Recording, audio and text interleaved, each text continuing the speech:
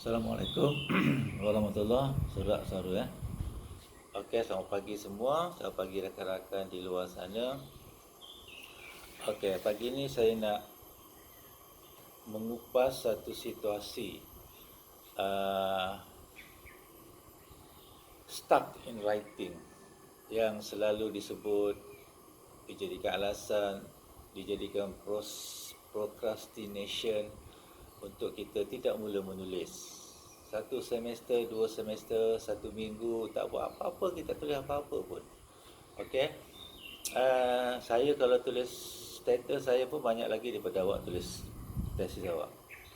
Okey, ada masa saya menulis, ada masa saya menulis, cari ruang-ruang yang ada. Tambah pula sekarang ni pagi-pagi ni tak siapa pun buat apa-apa, masing-masing sambung tidur, masing-masing ada kerja masing-masing di dapur, so on and so forth. Kita ambil peluang, okey, untuk bercakap sedikit.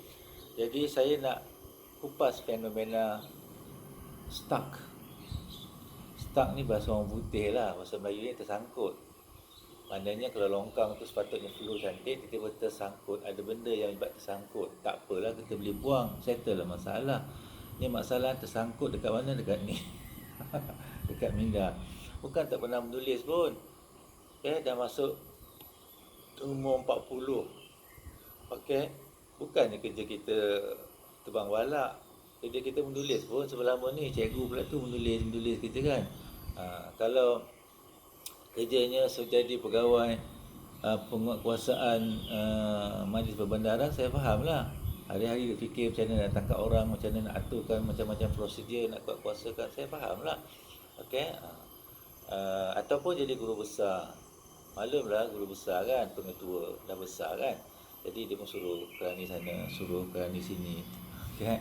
Suruh buat satu, suruh buat ni, dia sign saja kan. Jadi maybe dia stuck bila dia nak sambung belajar.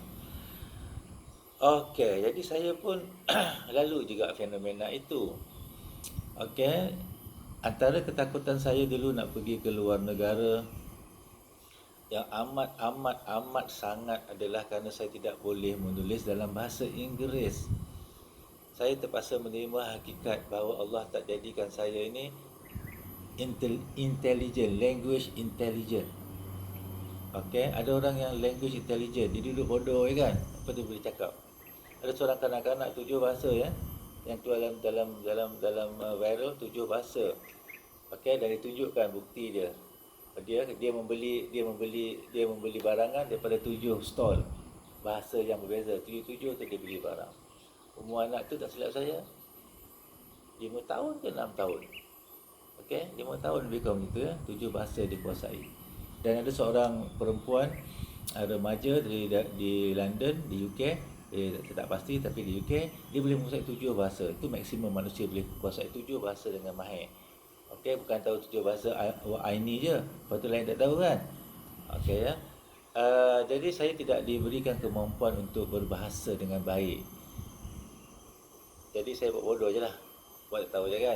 Kerana itulah kelebihan yang saya dapati sukar untuk saya bina. Jadi alhamdulillah saya jadi cikgu.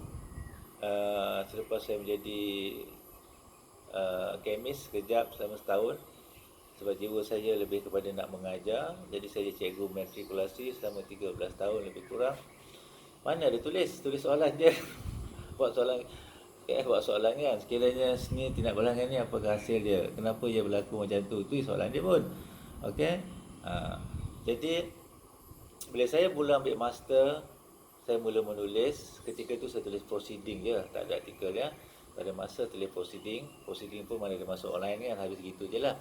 Lepas itu saya pun sambung belajar di Australia, diminta untuk, saya mohon beasiswa, dapat beasiswa dan diminta untuk menulis karangan sedikit dalam 3-4 muka surat untuk proposal. Ketika itu saya kata this is not my world. Okey.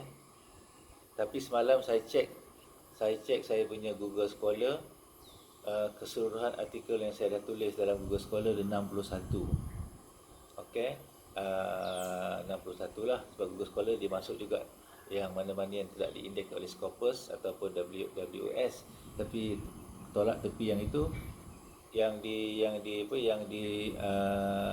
catatkan oleh Google Scholar adalah 61 artikel ya atas nama saya. So saya fikir not bad jugalah kan. Okay, dan artikel saya yang saya daftarkan untuk dalam CV saya lebih kurang 34 atau 35 artikel lah. Jadi bolehlah saya menulis sedikit-sedikit ya. Memang saya tak menulis pun. Okay. So pada MMCO ni saya telah menulis menyiapkan 2 artikel ya, dan 1 artikel publish ya, artikel sebelumnya, dan saya akan siapkan 1 lagi artikel, semuanya dalam bahasa Inggeris ya, tentulah dengan bantuan kawan-kawan kita yang bahasa Inggeris kan. Tapi bukan isu itu, isunya anda menulis untuk hasilkan produk ataupun tidak. Tak boleh kata stuck lah. Ya, saya ada satu falsafah saya. Falsafah ni saya tak ada lah, saya bukan filosofer. Tapi bila saya fikirkan sebenarnya saya buat ni kenapa? Apa sebenarnya yang mendorong saya buat tu? Okey. Falsafah ni dah lama dah saya tulis pun. Dah ada dalam DSG, dah ada dalam saya punya Facebook 8 tahun lepas ya. Okey. Baca Inilah falsafah saya. Okey. Yang menjadikan saya sedikit-sedikit mula menulis, iaitu if you make it written, you can make it right. Isu stuck kenapa? Kerana takut salah, takut tak sempurna, takut tak bagus, takut orang ketawa, takut tak boleh publish, takut itu, takut ini. Okey, takut salah grammar, takut salah analisis, takut salah itu. Jadi kalau kita takut tak menulis, sampai bila kita nak jadikan dia right, betul? Okey, if you make it written, and then you can make it right. If you don't make it written, nothing will happen. Okey, jadi itu perkara yang saya nak kongsi bersama. Saya tunjuk sekali lagi, takut yang tak nampak pula ya. Okay. If you make it written, then you can make it right. If you don't make it written, nothing will happen. Okay. Jadi asalnya kita kena menulis dahulu. Sebab tu saya selalu juga bagi contoh orang yang buat lagu kan. Awak tak tahu M. Nasir buat lagu tu berapa bakul sampah kertas yang dibuang sebab tak pakai, sebab sini kata tu tak ngam, sebab lirik tu tak tune dengan dia punya melodi, buang buat balik. Tapi dia buat, akhirnya selepas beberapa hari dapatlah dia satu lirik yang baik. Okey. Kalau tidak bila kita nak mula, saya sendiri pun tak pandai, saya pun boleh tulis sajak, tak ada masalah, tulis sajak. Sebab sajak ni dia pelik sikit kan, lagi pelik, lagi yang tak kena tu orang kata wah ni gila, estetik ni bagus ni. Kalau dia straightforward je tak bagus, kadang-kadang benda pelik pun dia jadi bagus pula, kita pun tak tahu. Okey, buku yang saya tulis, saya semua single author. Saya ada beberapa buku je yang jadi co-author. Okey, saya sebagai itu pun saya sebagai first author. Ada juga saya second author ya, tetapi banyak buku saya first author. Dan buku tu lah bukan buku yang kita perlu fikir panjang pun, hanya aplikasi saja. Mungkin buku yang paling berat pernah saya tulis buku SPSS. Sebab dalam tu kena tunjukkan justifikasi. Sedangkan saya bukan orang statistik. Saya tak ada kena-mena dengan statistik, tapi saya menulis. Jadi jangan lupa, if you make it written, adik-adik sayang-sayang semua, saya sayang awak semua.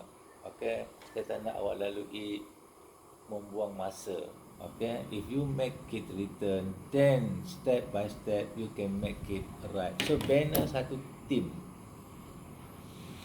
Okay, saya dulu pun tak tahu, tak siapa ajar saya mana ada bengkel tulis-tulis ni, tak ada, sendiri je dekat Australia lagi lah, kau duduk sendiri je. Okay, kita keluar kat ujung minggu jumpa kawan-kawan tu, barbecue, makan-makan, jumpa-jumpa, seronok-seronok. Kau mana Kelantan, kau mana Terengganu, kau mana Pahang. Seronok lah, baru kenal kan. Oh, you belajar, saya pun belajar. You kat overseas, saya pun kat overseas. You pensyarah, saya pun pensyarah. Anak-anak semua cakap orang putih. Seronok suasana tu, sejuk pula masa winter kan, pakai tebal-tebal. Jadi suasana tu menarik. Okay, mereka pembersih negara mereka, udara nyaman. Jadi seronok nak kumpul-kumpul je, bukan seronok nak bincang pasal kita kat sini. Okey, buat bengkel sana, buat bengkel sini. Okey, itu sajalah yang saya nak berkongsi pada petang ini. Jadi pada 19 hari bulan besok, uh, pukul 10 pagi saya akan buat live, okey, dengan YouTube, untuk sedikit sebanyak menunjukkan step-step. Okey, step pertama ni lah, falsafah anda kena betul. Okey, kalau ni tak ada, hentikanlah kau nak tulis apa-apa. Kalau kau malas nak tulis start tak habis, kan alasan satu bakul, tulis belum pun satu paragraf. So tak payahlah. Okey, dan awak ketahui bila kita dah dapat satu artikel dia ketagih tau. Nak dua artikel kan, nak tiga artikel. Lepas tu dapat tim. Jadi membina tim yang baik ni satu perkara yang nanti saya cerita besok. Okey, saya pun baru tahu, baru sedar setelah dipaksa oleh universiti nak dapat skopus WN. Aku tak sebab bodoh kan, saya lebih suka bercakap, mengajar, membantu, bercakap, mengajar, menulis buku. Kenapa saya suka tulis buku? Sebab buku saya dibaca sampai 5-6 tahun masih lagi evergreen. Artikel lepas 3-4 tahun orang bodoh aja. Ada juga artikel saya kosong tahu citation dia. Tak ada siapa pun cite. Yang ada tu sampai 80-90 orang cite kan. Cited okey lah. 1, 2, 3 pun okey. Ada juga artikel saya ke dalam Google Scholar tu yang kat bawah-bawah tu kosong. Oh my god, tak siapa nak baca artikel aku. Tambah pula dia dah terlewat dia bertarikhnya. Okey, dah terlajak tarikh. Jadi penat kita buat tak dapat. Okey. Kemudian teknik-teknik macam mana nak mengelak daripada pembayaran. Sebab ramai juga manusia dermawan dekat luar tu yang sponsor publication ni. Jadi kita pun bolehlah tak payah bayar kan. Dan keluar dalam jurnal yang kita katakan relatively baik. Kalau anda jadi profesor, tak payahlah anda dengar cakap saya ni.